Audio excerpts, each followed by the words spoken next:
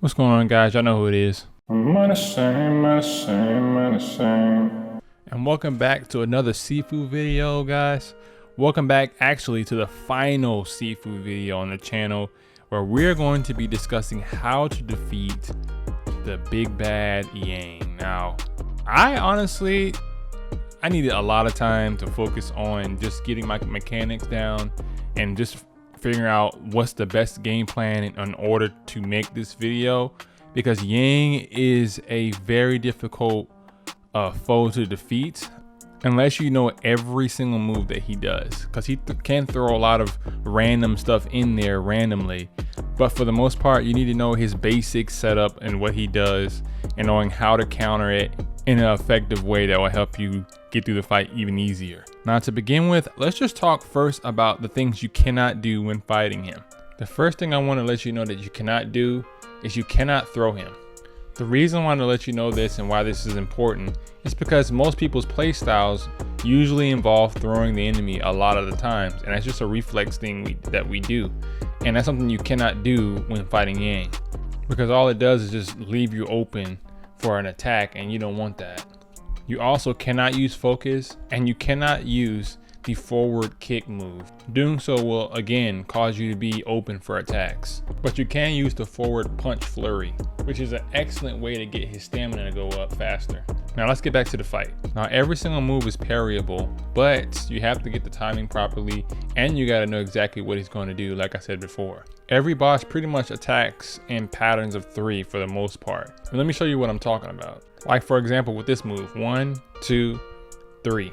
What I did here was parry the first and second move and dodge the third one. If you attack after the third hit, he will try to counterattack, but if you don't, he'll just back away. Whenever he parries you, you better be ready to parry back and follow it up with a counterattack. But if he parries you a second time, you need to parry back and follow it up with a counterattack again. Sometimes on the third hit, he will not jump back. He'll just go into a flurry, and you have to be ready to parry all of that or dodge it. Now, on the first phase only, when he randomly jumps back, he's always going to come in with a low sweep every time. Be ready to parry or dodge up and punish, of course.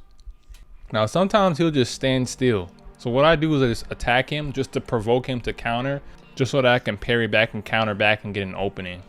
Now, remember what I said about that forward kick move? It doesn't work. If you try to do it, this will happen. See, he'll just block it.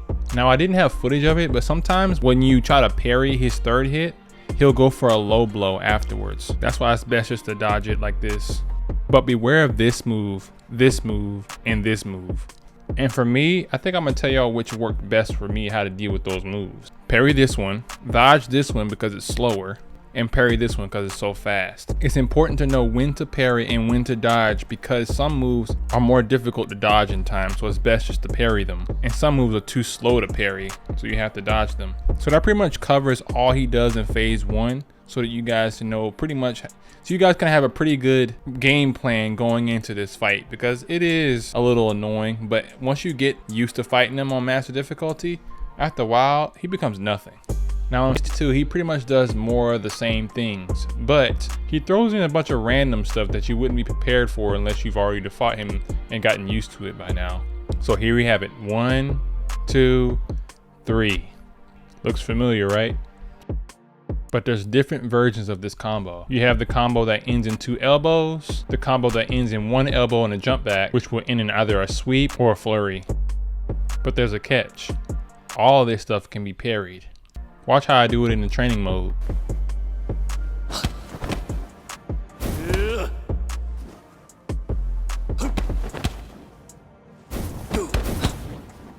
This is an option if you're an advanced player, but if not, just dodge all of it. Now, just like in the first phase, he'll stand still for a little bit, but this time he will do this little weird punch.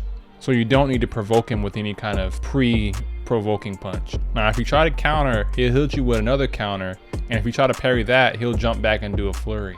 You can either dodge or parry the flurry, it doesn't matter. The key to fighting Yang is forcing him to parry you so you can do your own counter and get your own opening.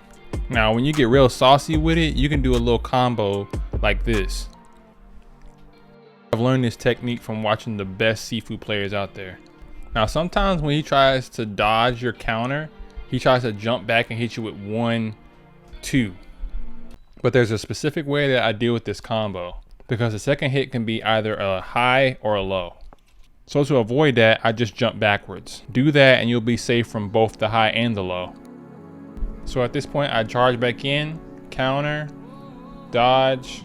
He goes back and does the low sweep, just like in the first phase. So this is his primary set of moves. He's gonna be doing this most of the time.